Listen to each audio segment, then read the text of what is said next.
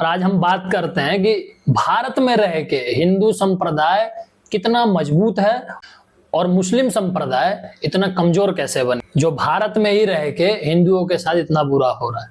तो देखिए, मैं खुद दिल्ली में रहने वाला वैदिक अमित मिश्रा, वेद पाठी ब्राह्मण। सबसे पहले तो मैं आपको ये बता दूं, अगर उदाहरण के रूप में किसी एक मुस्लिम को एक खरोंच, एक चाटा, एक थप्पड़ भी अगर उसकी गलती की वजह से भी रोड पे अगर कोई मार दे, तो वो मुस्लिम इतनी ताकत रखता है इस देश में, वो तुरंत जाके अपने किसी भी निजी मदरसे में, किसी भी निजी मस्जिद में, एग्जाम्पल के तौर पे जामा मस्जिद में अगर वो इसकी रिपोर्ट करता है, तो जामा मस्जिद के पास पूरे भारतवर्ष का डाटा है, पूरे अपने लोकल इलाकाओं का डाटा है। वो वहां से संपर्क करता है। संपर्क करने के बाद आप देखेंगे आधे से एक घंटे में, मात्र आधे से एक घंटे में 2 से 2.5 हजार की मुस्लिमों की तादाद पैदा हो जाती है और खुले सड़कों पे मोर्चा निकालना, हंगामा करना, प्रदर्शन करना चालू कर देते हैं।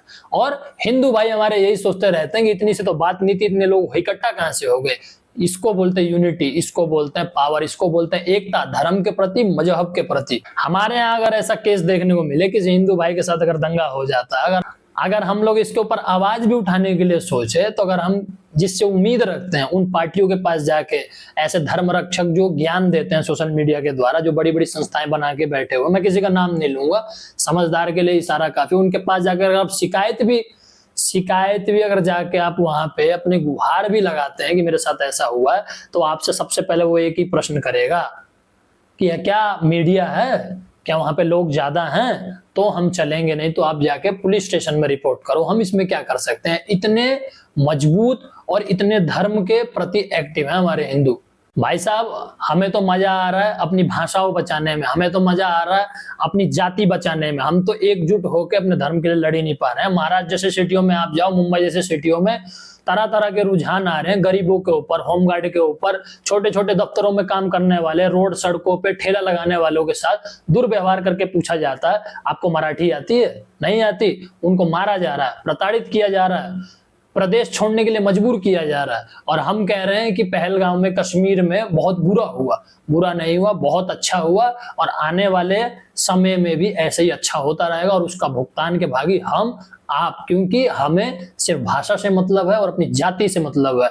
अगर ऐसे ही हम लोग बटते रहे तो ऐसे हम लोग कटते भी रहेंगे। आज कश्मीर ही नहीं, आपकी भी सिटियों में ऐसे कांड देखने को मिलेंगे। ज्यादा दूर नहीं, इसी मेंटेलिटी से आप जियो। और वास्तविकता में जिस भाषा पे हमको लड़ना चाहिए था, जिस भाषा पे हमको लड़ाई करनी चाहिए थी, वो भाषा तो लुप्त हो गई है। मुगल खा गए, अंग्रेज खा गए। जी हाँ, देववाड़ी भाषा की मैं बात कर रहा हूँ। संस्कृत भाषा का तो लोप हो गया, जहां से सनातन धर्म की रक्षा होती है, जहां से सनातन धर्म को पहचाना जाता है। ऐसी लैंग्वेज, ऐसी भाषा को लोप करके आज हम पैतृक भाषाओं के लिए बटने को तैयार हैं। अगर आप मराठी नहीं बोल पाएंगे, अगर आप तमिल नहीं बोल पाएंगे, अगर आप हिंदी नहीं बोल पाएंगे, हमारा प्रदेश छोड़ो और आप अपने प्रदेश में जाओ, भूखे मरो और ऐसे जिहादियों के हाथ कटते रहो। जबकि पहलगांव में किसी ने ये भी नहीं पूछा कि आप मराठी हो, पंजाबी हो, गुजराती हो, तमिलियन हो, तेलुगु हो, कुछ नहीं पूछा गया। सिर्फ क्या पूछा गया? धर्म। जी हाँ, क्या धर्म है आपका? हिंदू? मार दिए गए। मुस्लिम? बचा दिए गए, समझा दिए गए, कान फूक दिए गए। क्योंकि इनके मदरसों में, इनके मस्जिदों में जो भी इनके धर्म के रक्षक बैठे हैं, जो मजहब के रक्षक बैठे हैं, वो कभी भी इस्लामिक धर्म का पाठ नहीं पढ़ाते। वो एक ही चीज पढ़ाते हैं बचपन से लेके बड़े तक, कि तुम मुस्लिम हो, इसके अलावा तुम्हारा कोई संप्रदाय नहीं है, और जितने लोग हैं ये सारे तुम्हारे दुश्मन हैं। अरे भाई साहब, ये समय भाषाओं पे, जातियों पे लड़ने का विषय नहीं है। यहाँ धर्म के लिए रक्षा करने का विषय है। यहाँ पे सोचने पे मजबूर होने का विषय है कि हम किस ओर जा रहे हैं। उनकी मेंटेलिटी क्या है? उनका रीजन विजन क्लियर है। उनका रीजन विजन क्लियर है कि हम इस देश में रह के कभी हिंदू से, कभी सनातनियों से लड़ाई झगड़ा करके जीत ही नहीं सकते। इस देश पे अगर राज करना है तो हमको मतानुसार, मत देके, लीडरशिप करके ही हमको आगे बढ़ना पड़ेगा। और इसका उदाहरण आप हर एक प्रदेश में देख सकते हैं। जहां भी मुसलमानों ने दंगे किए, जहां भी उन्होंने अपना प्रदर्शन किया, वहां पे कानूनी रूप से उनको प्रताड़ित किया गया, उनके घरों पे बुलडोजर चलाया गया, या तो उनके कागजात मांगे गए और वो वहां पे टूट गए। लेकिन अब इनका मोटिव है, इस देश पे अगर अपना साम्राज्य जमाना है तो हमको सिर्फ मतानुसार बड़ी जनसंख्या में रह के ही हम अपनी कम्युनिटी को मजबूत कर सकते हैं। इस मेंटलिटी से, इस रीजन विजन से इतना क्लियर होके ये भारत में घुस रहे हैं। बेशक उस मत के लिए, उस वोटिंग बैंक के लिए बांग्लादेश से आना पड़े, रोहिंग्या मुसलमान को आना पड़े या कहीं से भी आना पड़े, लेकिन इनका रीजन विजन क्लियर है। हम भारतवर्ष में अपनी जगह बनाएंगे और हिंदुओं को अपने ऊपर झुकने पे मजबूर कर देंगे। लेकिन हमारे हिंदू, इनको भाषा चाहिए, इनको जाति चाहिए। अरे भैया, हम गुरुकुल से पढ़े हैं, ब्राह्मण वर्ण में हमारा जन्म हुआ है। हम जिस गुरुकुल में पढ़े वहां पे 29 स्टेट में से 20 स्टेट के लड़के पढ़ते थे। आज तक हमने ये जानने की कोशिश नहीं की कि आपकी लैंग्वेज क्या है। हमारे गुरुकुल के बाहर सीधे एक ही वर्ड का उपयोग होता था, वो था वसुधैव कुटुंबकम। ये देश तुम्हारा है, ये देश तुम्हारा है, ये संस्कृति और ये सनातन धर्म तुम्हारा है, आपका स्वागत है। देश को सबसे गंदा बर्बाद करने में अगर हाथ है किसी को तो इस सेकुलरिज्म जैसे वर्ड का। सेकुलरिज्म सेकुलरिज्म सेकुलरिज्म खा गए देश को, खा गए इंसानों को, खा गए अच्छे अच्छे हिंदुओं को। सेकुलरिज्म का पाठ पढ़ाते पढ़ाते आज ये स्थिति आ गई है कि लोग अपनी जाति और अपनी भाषाओं पे लड़ने के लिए तैयार है। विचार करके देखिए हम कहाँ जा रहे हैं और वो लोग कहाँ जा रहे हैं। अगर यही परिस्थिति रही, अगर यही परिस्थिति रही तो भूल जाना कि आप भारत के भी वासी हो, आप भारत में आपका जन्म भी हुआ था। ये और आप क्या सोचते हो कि अपने गलती का पल्ला झाड़ के हम पॉलिटिक्स पे छोड़ देंगे और सब कुछ हो जाएगा। बीजेपी ने कांड करवाया, कांग्रेस ने कांड करवाया, ऐसे शब्द का चयन करके अपने ऑफिसों, अपने दफ्तरों में, चाय के लुक्कड़ों पे ऐसी बात करके पल्ला झाड़ के अपने घर में चैन की नींद चाह के सो जाते हो। इस पे बात करनी होगी अपने समाज में, अपने घर में लोगों को समझाना होगा, अपने धर्म के प्रति एक्टिव होकर इस पे बातें करनी होंगी, तब आपको चीजें समझ आएंगी।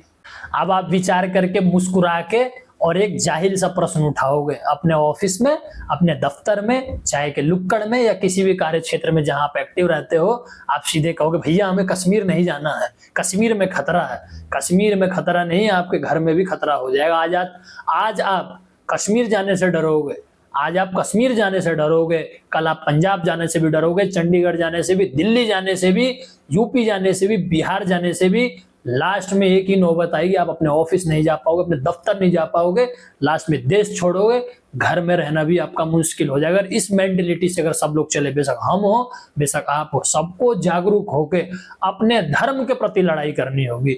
ये समय लैंग्वेज पे, ये समय जाति पे लड़ने का समय नहीं है। ये समय अपने धर्म के प्रति लड़ने का समय है, ये समय अपने हिंदुत्व के प्रति लड़ने का समय है, अपने बाल बच्चों को समझाने का समय है। एक्टिव होके जिस भी प्रदेश में, जिस भी जगह आप रहते हैं, या तो सोशल मीडिया के माध्यम से, ऑफलाइन के माध्यम से आप इस पे प्रश्न उठाओ। सरकार पे नहीं, उन लोगों पे प्रश्न उठाओ जो आपके अगल बगल रह के बड़ी जनसंख्या में आपके मुंह पे आपके वफादार बनते हैं और पीछे से वफ बोर्ड के समर्थन में खड़े रहते हैं। ऐसे लोगों को, ऐसे सांप को, ऐसे अजगर को, ऐसे तक्षक नाग को आप प्रश्न उठाओ, उनसे क्वेश्चन करो। अब कुछ लोग ज्ञान देंगे, वीडियो देख के कमेंट करेंगे पंडित जी आप तो भड़काऊ वीडियो बनाते हो, आप तो हिंदू मुस्लिम कर रहे हो। यहाँ हिंदू मुस्लिम की बात नहीं है, यहाँ बात है धर्म की, यहाँ बात है हिंदुत्व की, यहाँ बात है एकाग्रता की। जब दूसरे लोग अपनी एकता में रह के इतना बड़ा कुकर्म कर सकते हैं, पीठ पीछे आपके इतना बड़ा षड्यंत्र रच सकते हैं, और रचा जा रहा है। वक्फ बोर्ड को लेके देखो आप, वक्फ बोर्ड के पीछे कितना बड़ा षड्यंत्र है। जो मुस्लिम आपके मुंह पे आपका दोस्त बनता है, वही मुस्लिम जाके वक्फ बोर्ड के खिलाफ दिन भर भरी दोपहरी में लाइन लगा के खड़े हैं वक्फ बोर्ड के समर्थन में। तो हम क्यों ना करें हिंदू मुस्लिम। सारे शब्द विचारणीय हैं, दिमाग से नहीं, दिल से सोचोगे। जब दिल से सोचोगे, अंदर से सोचो, आज नहीं सोचोगे, आपके आने वाली पीढ़ी आपको सोचने पे मजबूर कर देगी। जब वो हादसा उनके साथ होगा, जब आपके बहू बेटी हनीमून जाएंगे किसी प्रदेश में मनाने और उनको ऐसे गोलियों से भून के छलनी कर दिया जाएगा, तब आप सवाल करोगे कि नहीं हमारे भी समय में ऐसा हादसा हुआ था और हम इस पे बोल सकते थे, लेकिन हम तो घर में सोए थे। इस पे मोर्चा निकालो, इस पे वीडियो बनाओ, इसका कभी भी किसी भी प्रकार से विरोध करना ही होगा। और अगर नहीं करोगे तो ऐसे ही बटो और ऐसे ही कटो।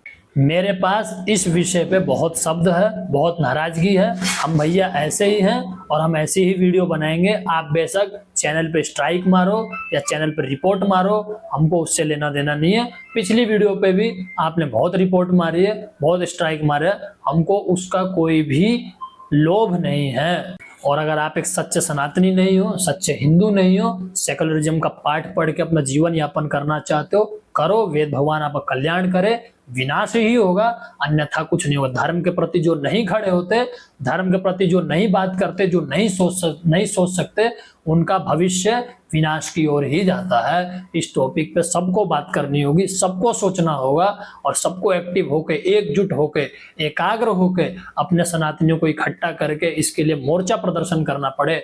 अपने समाज में, अपने ऑफिस में, कहीं भी तो करना होगा। यही सत्य है और यही अभी का माहौल है। मैं इस विषय पे इस वीडियो के माध्यम से इतना ही बोलना चाहूंगा। कभी और इस विषय पे लाइव आके बात करेंगे।